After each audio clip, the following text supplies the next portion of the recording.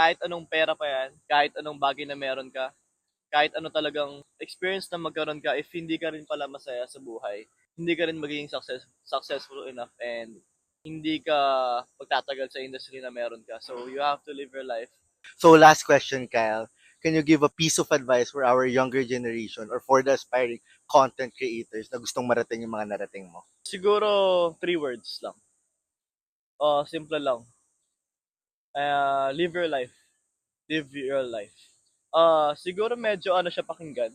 Parang sobrang simple lang niya pakinggan. Pero live your life. Yun talaga yung parang something na unti-unti kong ginagawa ngayon.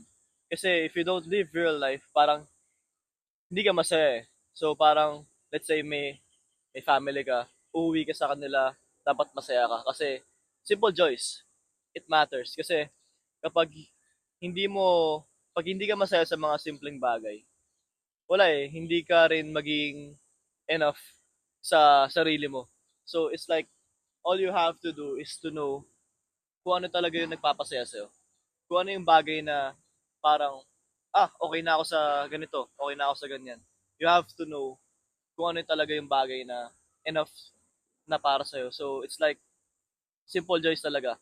If you don't live your life, hindi ka magiging masaya. Kahit anong pera pa yan, kahit anong bagay na meron ka, kahit ano talagang experience na magkaroon ka, if hindi ka rin pala masaya sa buhay, hindi ka rin magiging successful enough and hindi ka magtatagal sa industry na meron ka. So, you have to live your life.